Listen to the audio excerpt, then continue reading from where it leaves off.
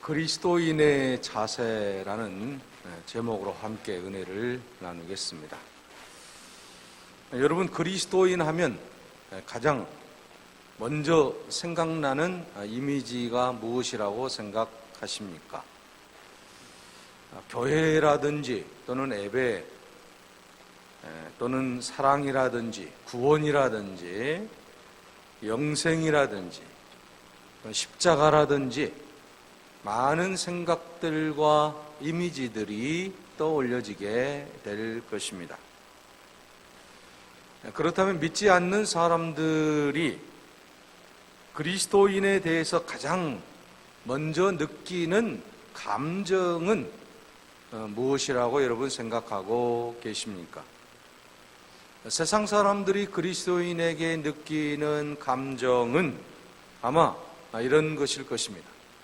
그리스도인 하면 사랑이 많은 사람들, 그리스도인 하면 가슴이 따뜻한 사람들, 그리스도인 하면 믿을 수 있는 사람들, 그리스도인 하면 사랑이 많을 뿐만 아니라 나누어주기를 좋아하는 사람들.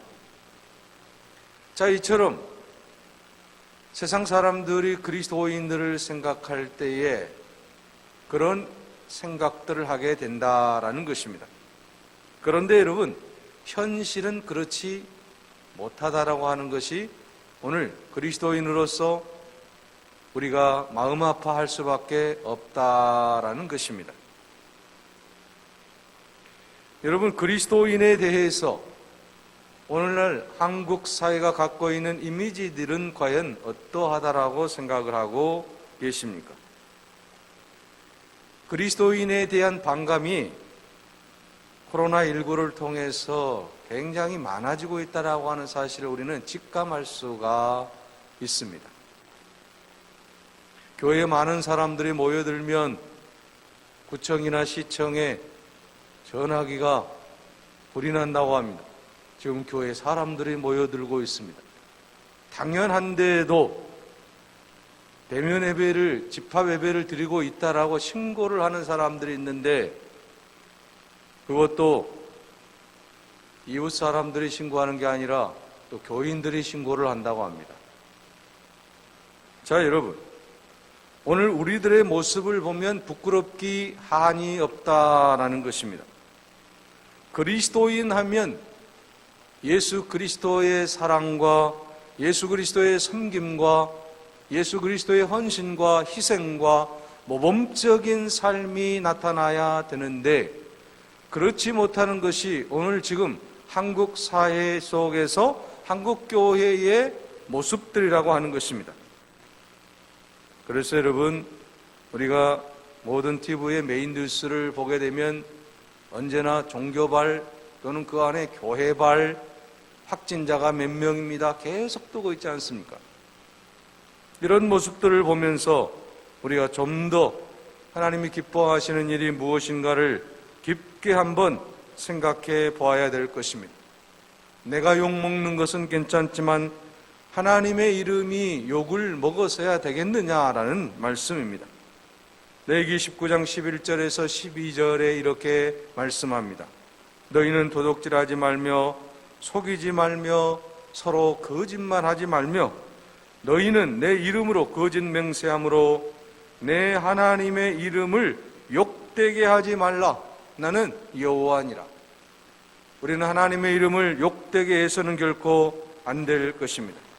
그런데 지금 우리의 모습이 처참하기 그지 없다라는 것입니다.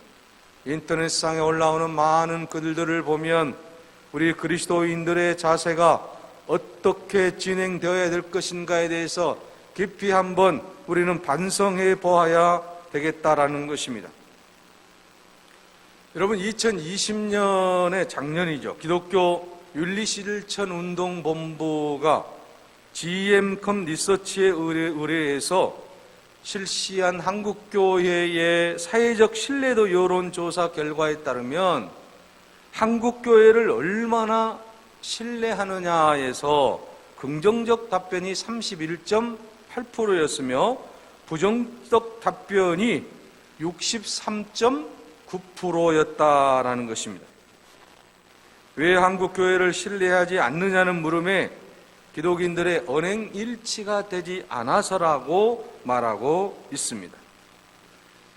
자, 여러분, 이어서 지난 1년간 코로나19를 겪으면서 올해 한국 교회의 대사회적 신뢰도가 32%, 작년 32%에서 31.8%죠, 정확하게는. 약 32%입니다. 그럼 이 32%에서 올해 또 조사를 해봤더니 21%로 급락을 했습니다. 목회데이터 연구소가 지난 1월 12일부터 15일에 실시한 코로나19 정부 방역 조치에 대한 일반 국민 평가 조사 결과 한국 교회를 신뢰하는가를 묻는 질문에 응답자의 21%만이 한국 교회를 신뢰한다라고 대답을 하고 있다라는 것입니다. 특별히 여러분, 한국 교회의 신뢰도를 비개신교인에게 물었을 때에 신뢰한다는 응답이 9%에 불과해서 이러한 낮은 신뢰도가 지속된다라고 한다면 교회가 전도와 선교 활동에 큰 차질을 빚게 될 것을 우려하고 있다라는 것입니다.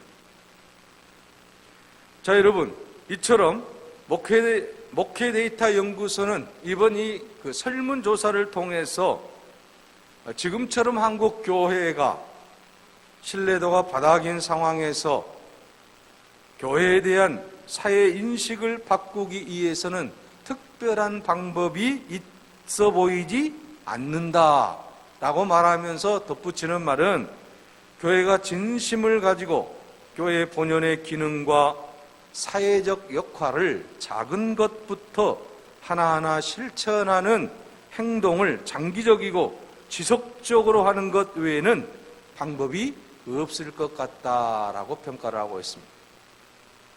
여러분, 오늘 우리 한국 교회가, 오늘 그리스도인들의 신뢰도가 계속 높아져야 되겠다라고 하는 것입니다.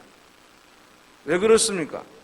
오늘 우리의 신뢰도가 높지 아니하면 여러분, 그리스도인들의 삶을 통해서 보여지는 그 삶의 패턴을 통해서 난 크리스찬들이 교회로 들어올 확률이 작아지고, 또한 우리가 구원해야 될 그들의 모든 삶의 문제가 발생할 수 있기 때문이다라는 것입니다.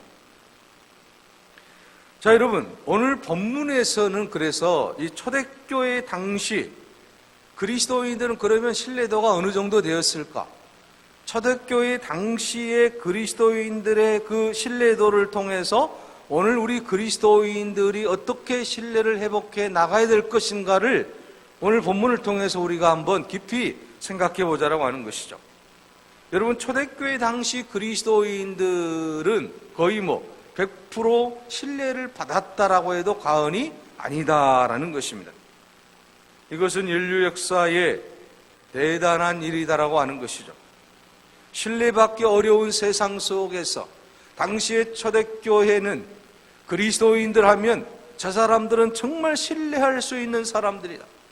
예수 그리스도를 따르는 저 사람들이야말로 자기의 목숨을 던지면서까지도 예수님을 의지하고 이웃을 사랑하는 저들의 모습을 보면서 그들이 감탄하지 않을 수 없었다라고 하는 사실입니다. 여러분, 신뢰받기 어려운 이 세상 속에서 신뢰받는다라고 하는 것이 얼마나 놀라운 일인지 모릅니다. 오늘 우리 스스로가 한번 나 자신에 대해서 생각해 볼 수 있는 것 아니겠습니까? 나는 이웃으로부터, 내 친구로부터, 가장 가까운 사람으로부터 몇 프로의 신뢰를 받을 수 있을 것인가? 이게 굉장히 중요한 거 아니겠습니까? 내가 과연 내가 가장 가까운 사람들로부터서 신뢰를 얼마만큼 받느냐? 이것이 내 인격의 모든 것이 되기 때문이라고 하는 사실입니다. 초대교회는 여러분, 모든 믿지 않는 사람들로부터 신뢰를 받았다라고 하는 사실입니다. 여러분, 오늘 본문 말씀 26절을 보십시오. 만남의 안디옥에 데리고 와서 둘이 교회에 1년간 모여 있어 큰 무리를 가르쳤고 제자들이 안디옥에서 비로소 그리스도인이라 일컬음을 받게 되었더라고 했습니다. 안디옥 교회에서 비로소 그리스도인이라고 하는 일컬음을 받았다라고 하는 것이죠. 다시 말하면 당시에 그리스도를 믿는 사람들에 대해서 평판이 그렇게 좋지 않아서 잘못 인식이 되었다라고 하는 것이죠. 그런데 안디옥에서 예수 믿는 안디옥 교회를 중심으로 한 예수 믿는 사람들을 보면서 당시의 모든 주위의 사람들이 그리스도인이라고 하는 이름을 붙여줬다고 하는 것입니다. 여기서 여러분 그리스도인이라고 하는 말이 유래한 그리스어 크리스티아노스라고 하는 말인데, 이 크리스티아노스라고 하는 말은 이 크라이스트라고 하는 예수라고 하는 말에 이제 예수님을 따르는 그러한 이아노스라고 하는 이 말이 붙어져 있는 거예요. 그러니까 이 예수 그리스도인이라고 하는 말은 무슨 말입니까? 크리스찬이라고 하는 것은 무슨 말입니까? 예수 그리스도를 따르는 사람들이라는 말이죠. 예수 그리스도를 믿는 사람들, 예수 그리스도와 함께 있는 자리라고 하는 거예요. 예수 그리스도께 속해 있는 사람, 이걸 우리가 크리스찬이라고 하는 것입니다. 그런데 원래 여러분 이 말은 기원 후 40년경에 이방인들이 약간의 조롱과 빈정거림의 의미가 담긴 말로 쓰기 시작을 했었습니다. 그러다가 그리스도인들의 그 사랑과 헌신과 봉사와 또 나눔을 보면서 안디옥에서 비로소 명예로운 이름의 그리스도인이라고 하는 명칭이 사용되기 시작했다라고 하는 것입니다. 다시 말하면 처음에는 그리스도를 믿는 사람들을 오해를 해서 그리스도를 믿는 사람들에 대해서 여러 가지 빈정거리고 조롱 섞인 말로 사용을 하다가 비로소 어디에서 이 안디옥 교회에서 오늘 본 말씀 26절 말씀처럼 안디옥에서 비로소 그리스도인이라 일컬음을 받게 되었다라고 말씀하고 있습니다. 자, 그러면 여러분 이 안디옥 교회는 어떤 교회였기에 이처럼 명예스러운 이름이 불려지게 되었을까요? 세상에서 여러분 가장 먼저 세워진 교회는 예수님이 오신 후에 예루살렘 교회입니다. 이 예루살렘 교회는 베드로 사도를 중심으로 여러 사도들이 설립을 하게 되었는데, 사도들은 이곳에서 신앙의 기초를 세우고 또 많은 유대인들을 상대로 복음을 전했다라고 하는 것이죠. 그때 당시 예루살렘 교회는 놀라운 일들이 많이 일어나게 되었고 이제 부흥을 하게 되었다라고 하는 것입니다. 부흥을 하게 되니까 규모가 커지게 되고 이제는 사도들이 여러 가지 역할을 다 할 수가 없었습니다. 그래서 7 집사를 선택하게 되는 것입니다. 사도들은 말씀을 전하는데, 말씀을 선포하는데 전무하게 하고, 그리고 이제는 구제와 봉사를 위해서 7 집사를 선택하게 되었다라고 하는 것입니다. 자, 성령과 지혜가 충만한 사람들, 이 7 집사를 선택하게 되었는데, 자, 여러분 7 집사들이 구제와 이제 여러 가지 봉사하는 일에 열심히 하다 보니까 양이 차지 않았어요. 그래서 우리가 복음을 전해야 되겠다, 선교해야 되겠다, 이 좋은 말씀을 누군가에게 알려줘야 되겠다, 예수 그리스도의 십자가의 사랑을 알려줘야 되겠다. 그래서 이들이 복음을 전하기 시작하는 거예요. 그 중에서 여러분이 잘 아는 스데반이라고 하는 집사가 있습니다. 자, 여러분 사도행전 7장에 보면 유대인들에게 스데반이 복음을 전하는데 어떤 복음을 전합니까? 율법을 행해서는 구원 얻을 수가 없고 예수님을 믿어야만 구원 얻는다라고 그렇게 말하고 있습니다. 또한 성전에서 제사를 지낸다고 구원 얻는 것이 아니라 예수님의 십자가를 받아들일 때만이 구원받는다라는 것입니다. 그러니까 율법으로 구원받는 것이 아니라 예수 그리스도를 믿음으로 말미암아 구원을 받을 것이다라고 말씀하고 있고, 제사만 지내서 구원받는 것이 아니라 바로 너희들이 십자가에 달리신 예수 그리스도 그 십자가의 복음을 믿을 때, 그것을 받아들일 때에 너희에게 구원이 있다라고 선포를 합니다. 자, 여러분, 이렇게 설교를 하니까 유대인들이 화가 나서 스데반을 어떻게 했습니까? 스데반을 체포하고 스데반을 죽였다라고 하는 것이죠. 여러분, 스데반의 사건으로 핍박을 피해서 이제 애국으로 피난을 한 사람들이 이스라엘 북쪽에 위치한 안디옥에 와서 복음을 전파했고, 처음에는 유대인들에게만 복음을 전했는데 나중에는 이방인들에게까지 복음을 전했고, 그리고 그 복음을 들은 많은 사람들이 예수님을 믿고 주께로 돌아오게 되었다라고 하는 것입니다. 자, 오늘 본문의 말씀은 이런 배경하에서 이렇게 안디옥에까지 복음이 전파되고 많은 사람들이 예수를 믿는다는 소식이 예루살렘 교회까지 전해지게 됩니다. 그래서 바나바를 안디옥에 보내게 돼요. 파송을 하게 돼요.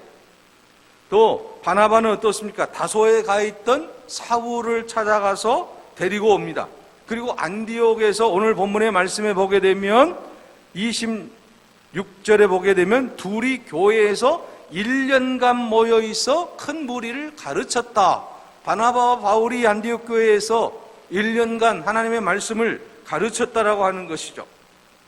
안디옥에 살던 사람들이 복음을 듣습니다. 예수를 믿고 주께로 돌아옵니다.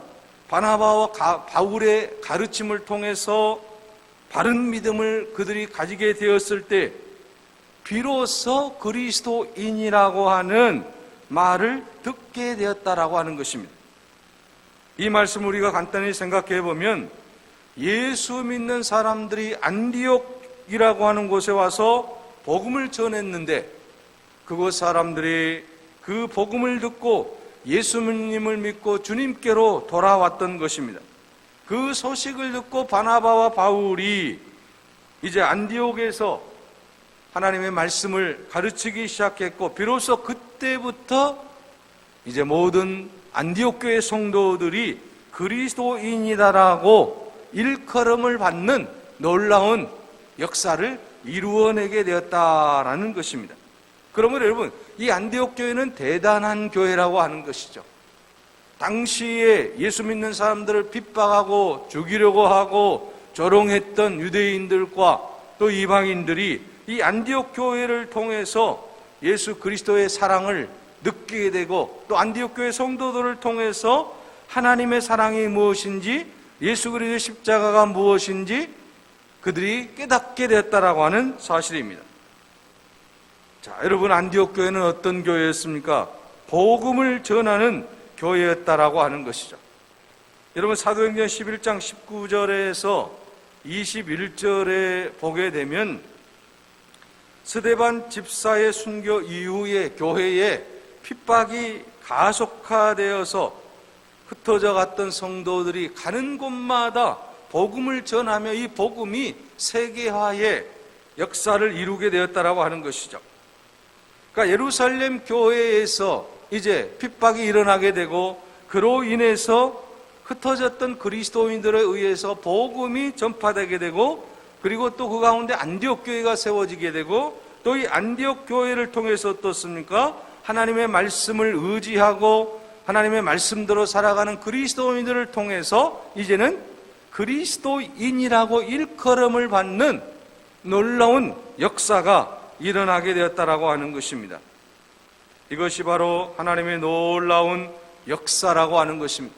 교회의 사명이 무엇인지를 말씀해주고 있다라고 하는 것입니다. 유대인에게나 헬라인에게나 차별이 없이 복음을 전할 때에 하나님의 놀라운 역사가 일어나게 되고, 또 그 복음이 삶을 통해서 그들에게 전달되어질 때에 그 수많은 사람들이 당신들은 그리스도입니다라고 그들의 삶을 인정하게 되었다라고 하는 것입니다. 오늘 우리가 복음을 전했을 때에 그들이 우리를 당신은 그리스도인입니다라고 그렇게 일컬음을 받을 수 있는 그런 아름다운 신앙인의 삶이 되어야 될 줄로 믿습니다.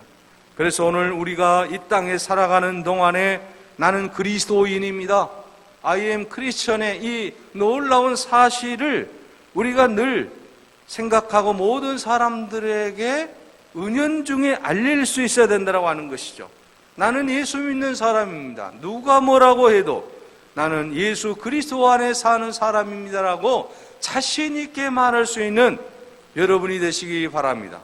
그래서 안디옥 교회는 그런 자신감을 가지고 복음을 전했다라고 하는 것입니다. 그리고 복음이 전하는 곳곳마다 예수 그리스도의 사랑이 증거가 되고 예수 그리스도의 그 아름다운 섬김이 나타나게 되고 그러므로 말미암아서 교회는 계속해서 예루살렘과 유대와 사마리아와 땅끝까지 이르러서 복음이 증거되는 놀라운 역사가 일어나게 된 줄로 믿습니다. 또한 여러분이 안디옥 교회는 어떤 교회입니까? 하나님의 은혜 안에 있는 교회였다라고 했습니다. 그리스도인이라고 칭함을 받는 이유가 있다라고 하는 것이죠. 그냥 받는 게 아니라고 하는 거죠. 오늘 본문의 말씀 사도행전 여러분 11장 22절에서 23절 말씀에 보게 되면 예루살렘 교회가 이 사람들의 소문을 듣고 바나바를 안디옥까지 보내니 그가 이르러 하나님의 은혜를 보고 기뻐하였다고 말씀하고 있습니다. 자, 이 바나바가 안디옥에 와서 거기에도 하나님의 은혜가 있는 것을 보고 기뻐했다라고 하는 것입니다. 바나바라고 하는 이 사람이 안디옥 교회에서 본 하나님의 은혜는 무엇입니까? 이방인에게 임한 하나님의 은혜를 말하는 것입니다. 하나님의 은혜란 죄를 범한 인간을 값없이 구원하여 주시는 것 아니겠습니까? 구원을 받을 자격이 없음에도 불구하고 구원을 받을 만한 공로가 없음에도 불구하고 하나님께서 일방적으로 구원해 주신 것을 하나님의 은혜라고 말을 하는 것입니다. 유대인들에게 구원이 임한 것도 하나님의 은혜요, 이 이방인들에게 하나님의 놀라운 구원이 임한 것도 하나님의 은혜라고 하는 것이죠. 그래서 여러분, 이 바나바가 안디옥 교회에 와서 보니까 하나님의 은혜가 넘치더라고 하는 것이죠. 유대인이나 이방인들이 예수를 믿고 구원을 받고 하나님의 그 놀라운 은혜를 생각하며 감사하지 않을 수 없었다라고 하는 것입니다. 그래서 사실 여러분, 교회는 하나님의 은혜가 넘치는 곳이어야 될 줄로 믿습니다. 모든 사람이 함께 구원받는 무리들이 예배하는 그런 장소가 되어야 된다라고 하는 것이죠. 사람들의 선함이나 공로가 넘치는 것보다도 하나님의 은혜가 넘쳐야 합니다. 부족한 사람들이 모여서 하나님의 은혜를 받고 그 은혜에 감사하는 것이 교회인 것입니다. 자, 여러분, 오늘날 교회 같으면 바나바가 안디옥 교회에 왔을 때 무엇부터 보았을까요? 얼마나 많은 사람들이 모여 있을까? 얼마나 괜찮은 사람들이 모여 있을까? 얼마나 훈련이 잘된 사람들이 모여 있을까? 얼마나 충성스러운 사람들이 모여 있을까? 이런 것에 여러분, 이제 만약에 관심을 가질 수 있었다라고 한다면 얼마나 비극이냐라고 하는 것이죠. 자, 여러분, 교회라고 하는 것은 어떤 외적인 행위가 중요한 게 아니라 하나님의 은혜가 그 교회 안에 있느냐라고 하는 것이죠. 이것이 바로 하나님이 기뻐하시는 교회요, 또 오늘 우리 교회가 추구하는 방향이어야 된다라고 하는 것입니다. 그런데 많은 오늘날의 교회들은 어떻습니까? 교회 외형을 자랑하고 또한 교회의 어떤 수를 자랑하고 또는 교회 예산을 자랑하고, 그런 교회는 하나님이 기뻐하시는 교회가 아니라고 하는 것입니다. 하나님의 은혜가 넘치는 교회는 어린이로부터 장년에 이르기까지 노년에 이르기까지 모든 사람들이 그리스도 예수 안에서 하나가 되어서 하나님의 은혜를 받고 서로 기뻐하고 즐거워하고 감사하고 사랑하고 서로 나누고 서로 기도해주고, 그런 아름다운 교회가 바로 은혜스러운 교회인 줄로 믿습니다. 그런데 이 안디옥 교회가 바로 그런 은혜로운 교회였다라고 하는 것이죠. 그러니 그리스도인이라고 일컬음을 받을 수밖에 없었다라고 하는 것입니다. 자기들 어떤 외형적인 것을 자랑하지 아니하고 하나님의 놀라운 은혜가 있었기 때문에 당시의 모든 믿지 않는 사람들로부터 그리스도인이라고 하는 이름을 듣게 되었다라고 하는 것입니다. 또한 안디옥 교회는 여러분 24절에서 여러분 26절 말씀에 보게 되면 경건하고 주의 사랑을 실천하는 교회였다라는 사실을 우리가 알 수가 있습니다. 바나바는 착한 사람이고 성령과 믿음이 충만한 사람이었고 이에 큰 무리가 더하여졌다라고 말씀하고 있습니다. 바나바 한 사람을 통해서 바나바는 어떻습니까? 경건하고 주의 사랑을 실천하는 성령이 충만한 사람이 하나 있으니까 그 교회에 수많은 무리들이 모여들더라고 하는 것이죠. 굉장히 중요한 말씀이에요. 여러분, 우리 교회에 훌륭한 분이 한 분 계시다. 그렇다고 한다면 어떻겠습니까? 그분을 보기 위해서도 막 몰려올 거예요.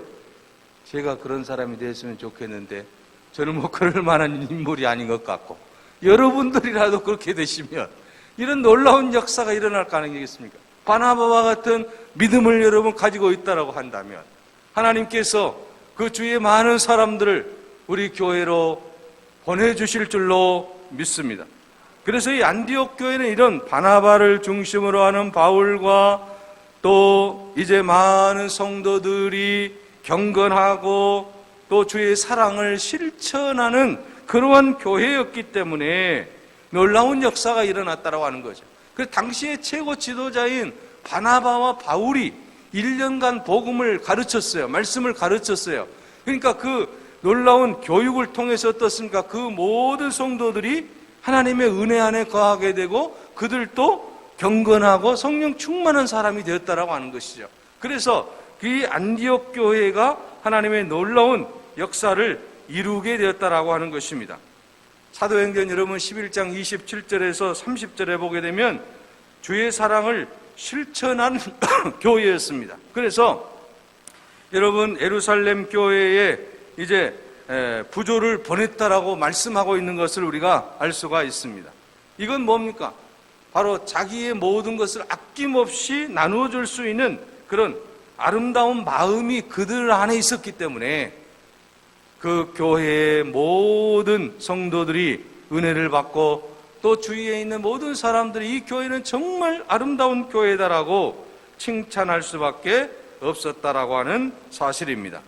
사랑하는 여러분, 오늘 우리도 안디옥 교회처럼 그런 아름다운 교회를 만들어 갈 수 있기를 바랍니다. 하나님이 우리를 통해서 놀라운 역사를 이루어 주실 줄로 믿습니다. 안디옥 교회는 복음을 전하며 교회 안에 은혜가 넘치고 삶에는 경건함과 또한 사랑이 그들 안에 있었습니다. 그러므로 말미암아 당시에 믿지 않는 모든 사람들이 그리스도인들이라고 그렇게 칭찬하고 그렇게 일컬음을 받게 되었다라고 하는 사실을 우리가 생각하며 오늘 우리들도 모든 사람들에게 우리 주위의 사람들에게 그리스도인이다라고 하는 정말 멋있는 명예로운 아름다운 그런 칭호를 받으며 사는 그런 아름다운 삶이 되시기를 간절히 바랍니다. 은혜로우신 하나님 감사합니다.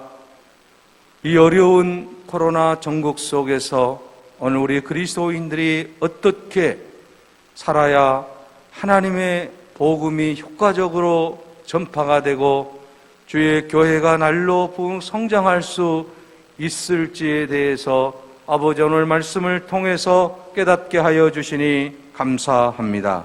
안디옥 교회처럼 아버지 하나님 교회가 은혜가 넘치고 성령이 충만하고 주의 복음이 전파되고 하나님의 역사가 일어나는 아름다운 교회 되게 하여 주옵소서. 사랑하는 모든 성도들을 붙들어 주시옵시고 아버지 하나님 우리 모든 성도들이 이 땅 위에서 모든 사람들로부터 당신은 그리스도인입니다라고 하는 아름다운 칭호를 받으며 살게 하옵소서.